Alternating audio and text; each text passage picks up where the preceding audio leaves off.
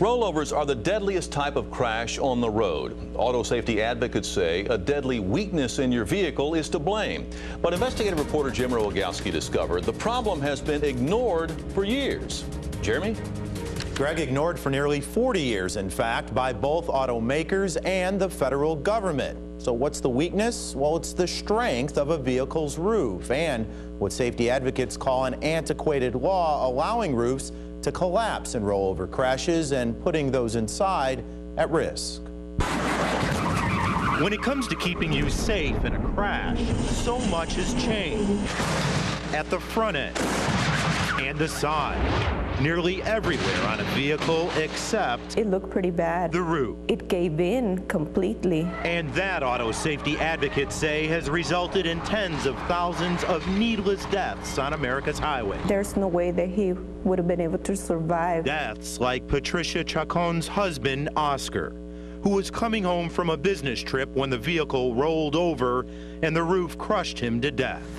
It was their daughter's 17th birthday. We hugged and we cried and we couldn't believe it.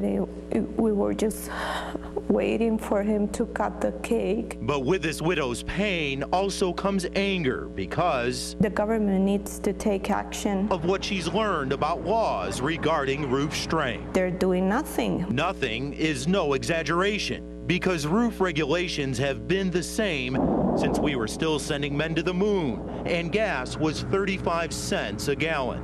The same since 1971. The legacy of that is literally deaths and injuries. He's auto safety advocate Sean Kane. You need to provide a survival space for an occupant, front, side, rear, and top. A sort of safety cage protecting those inside from all sides, but without any tough standards for the roof, Kane says. The manufacturers have eliminated the top part of that cage. And so when the vehicle rolls over, the roof can collapse and cause critical head, neck, and spine injuries, or even death. For the most part, vehicle manufacturers have skated with very weak roofs. So how could this happen? The 11 News defenders dug up documents nearly 40 years old, which show automakers basically wrote the law themselves, and in doing so ignored safety recommendations from their own engineers. The right wheels run up the ramp. What all started with rigorous rollover tests like this got watered down by automakers to this, a static stationary test, applying pressure to both sides of a car's frame. But even then, these internal General Motors documents show 5 of 6 GM body styles failed that test. And so company management lowered the bar again, this time applying pressure to only one side of the car. In the meantime, engineers at Ford defined a safe roof as capable of withstanding a load twice the weight of the vehicle. But corporate officers there once again lowered the bar so that the roof only had to withstand 1.5 times a vehicle's weight. Those internal recommendations from the engineering side were changed by management. And management, Kane says, then pushed for those changes to be made into law, and the government signed off. The sad result? No surprise, we see growth in deaths and injuries in rollover crashes. And it only got worse when Americans started driving more rollover-prone SUVs. We was rolling over, you know. Ophelia Parrott was a passenger in one of them. When the vehicle rolled over and the roof collapsed, it left her in a human trap. The roof and my head pushed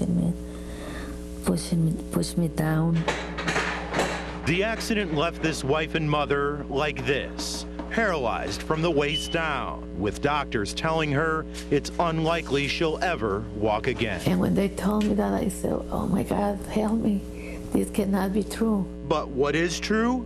Automakers claim stories like Parrott's are not their fault because the industry mantra has been roof crush does not cause injury. But attorney Rob Ammons has challenged that argument, known as the diving theory, that injuries occur when occupants dive headfirst into the roof before it crushes. Well, what needs to happen is the industry needs to take responsibility for its actions. But turns out American automakers' corporate partners in Europe, like Volvo and Saab, have been building stronger roofs for years. And the load required to collapse the Saab's roof is almost 3 times the weight of the car. Why hasn't it happened in America after 37 years? I think the government has not falling asleep at the wheel. They've gotten out of the car, shut the door, and gone home. When an SUV does Consider what we found on Capitol Hill, spoken by the head of the National Highway Traffic Safety Administration. We are actively engaged in the preliminary research now to upgrade our roof crush standard. Finally, right? Unfortunately, this Senate hearing took place in 2003, and still nothing has changed. 5 years later and counting. Well, the Traffic Safety Administration now tells us it wants to make sure any changes are based on, quote, sound science, and the agency expects to announce new regulations coming this July. Meantime, Ford, General Motors, Chrysler, and the Alliance of Automobile Manufacturers all declined our requests for on-camera interviews. Ford did send us a statement saying that simply strengthening roofs will not reduce injury risk and that safety belts are the best line of defense. In fact, Ford claims 95% of belted occupants in rollover crashes avoid serious injuries.